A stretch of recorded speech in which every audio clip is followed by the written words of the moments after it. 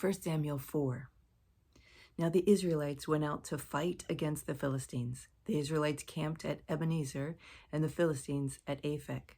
The Philistines deployed their forces to meet Israel, and as the battle spread, Israel was defeated by the Philistines, who killed about 4,000 of them on the battlefield.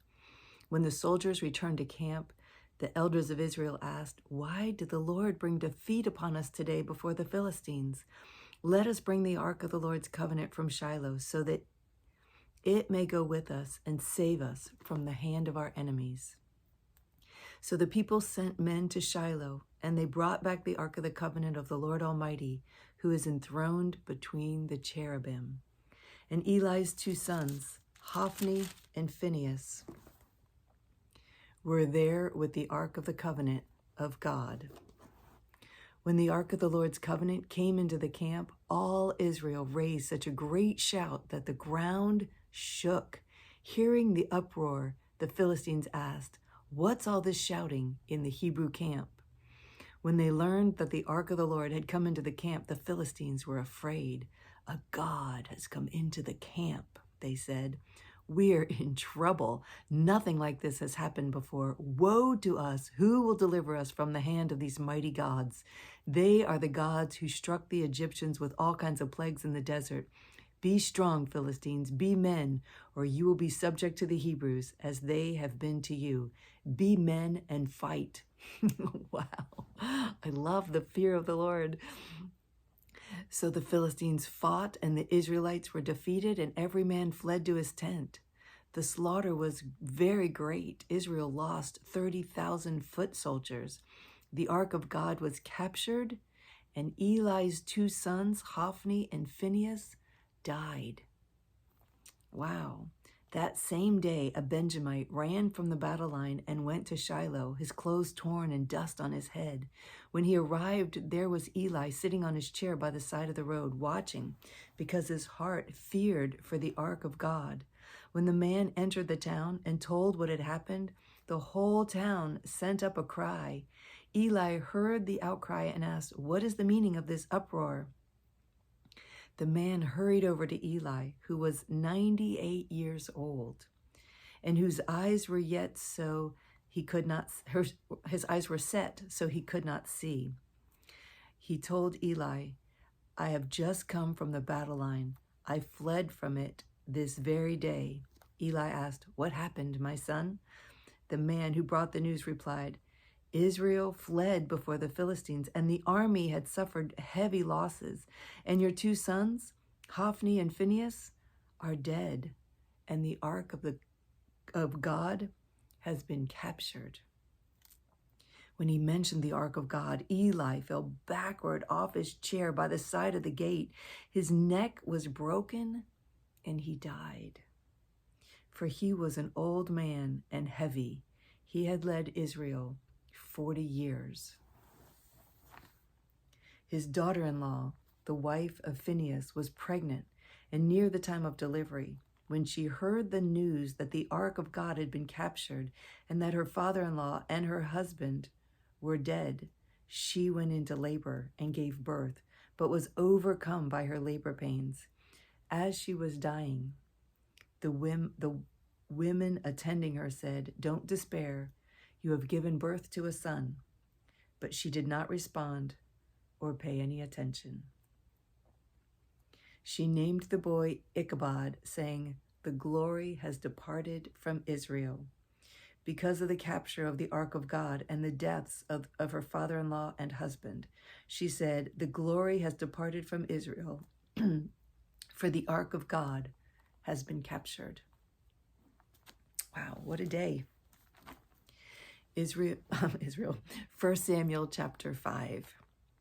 After the Philistines had captured the ark of God, they took it from Ebenezer to Ashdod. Then they carried the ark into Dagon's temple and set it beside Dagon. When the people of Ashdod rose early the next day, there was Dagon fallen on his face on the ground before the ark of the Lord. They took Dagon, put him back on his place. But the following morning when they rose, there was Dagon fallen on his face on the ground before the ark of the Lord. His head and hands had been broken off and were lying on the threshold. Only his body remained. That's why, to this day, neither the priests of Dagon nor any others who enter Dagon's temple of Ashdod step on the threshold. The Lord's hand was heavy upon the people of Ashdod and its vicinity. He brought devastation upon them and afflicted them with tumors. When the men of Ashdod saw what was happening, they said, "The ark of the God of Israel must not stay here with us, because his hand is heavy upon us and upon Dagon our God." So they called together all the rulers of the Philistines and asked them, "What shall we do with the ark of the God of Israel?" They answered, "Have the ark of God of Israel moved to Gath." So they moved the ark of the God of Israel. But after they moved it, the Lord's hand was heavy against that city, throwing it into a great panic. He afflicted the people of the city, both young and old, with an outbreak of tumors. So they sent the ark of God to Ekron.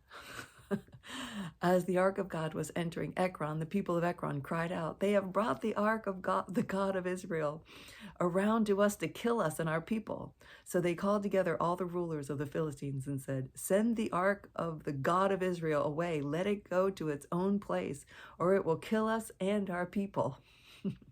For death had filled the city with panic.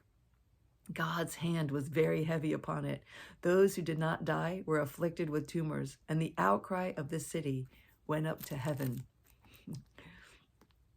1 Samuel chapter 6. When the ark of the Lord had been in the Philistine territory 7 months, the Philistines called for the priests and the diviners and said, "What shall we do with the ark of the Lord? Tell us how we should send it back to its own place." They answered, "If you return the ark of the God of Israel, do not send it away empty, but by all means send a guilt offering to him. Then you will be healed, and you will know why his hand has not been lifted from you." The Philistines asked, "What guilt offering should we send to him?" They replied, 5 gold tumors and 5 gold rats, according to the number of Philistine rulers, because the same plague has struck both you and your rulers. Make models of the tumors and of the rats that are destroying the country, and pay honor to Israel's God. Perhaps he will lift his hand from you and your gods and your land. Why do you harden your hearts, as the Egyptians and Pharaoh did? When he treated them harshly, did they not send the Israelites out so they could go on their way? Now then, get a new cart ready with 2 cows that have calved and have never been yoked. Hitch the cows to the cart, but take their calves away and pen them up.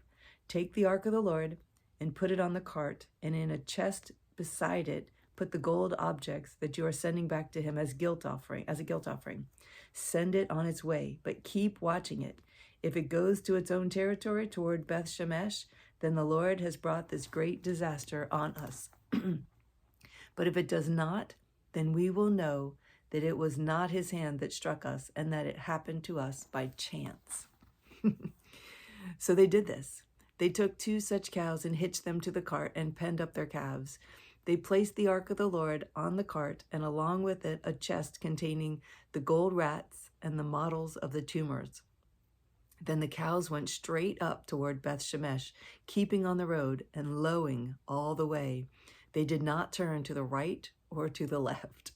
The rulers of the Philistines followed them as far as the border of Beth Shemesh. Now the people of Beth Shemesh were harvesting their wheat in the valley, and when they looked up and saw the ark, they rejoiced at the sight. The cart came to the field of Joshua of Beth Shemesh, and there it stopped beside a large rock. The people chopped up the wood of the cart and sacrificed the cows as a burnt offering to the Lord. The Levites took down the ark of the Lord, together with the chest containing the gold objects, and placed them on the large rock. On that day, the people of Beth Shemesh offered burnt offerings and made sacrifices to the Lord. The 5 rulers of the Philistines saw all this and then returned that same day to Ekron. These are the gold tumors the Philistines sent as a guilt offering to the Lord, 1 each for Ashdod, Gaza, Ashkelon, Gath, and Ekron. And the number of the gold rats was according to the number of the Philistine towns belonging to the 5 rulers. the fortified towns with their country villages. The large rock on which they set the ark of the Lord is a witness to this day in the field of Joshua of Beth Shemesh. But God struck down some of the men of Beth Shemesh, putting 70 of them to death because they looked into the ark of the Lord. The people mourned because of the heavy blow the Lord had dealt them. And the men of Beth Shemesh asked, "Who can stand in the presence of the Lord, this holy God? To whom will the ark go up from here?" Then they sent messengers to the people of Kiriath Jearim, saying, "The Philistines have returned the ark of the Lord. Come down and take it up to your place." 1 Samuel chapter 7. So the men of Kiriath Jearim came and took up the ark of the Lord. They took it to Abinadab, house of the hill, and consecrated Eleazar his son to guard the ark of the Lord. It was a long time, 20 years in all, that the ark remained at Kiriath Jearim, and all the people of Israel mourned and sought after the Lord.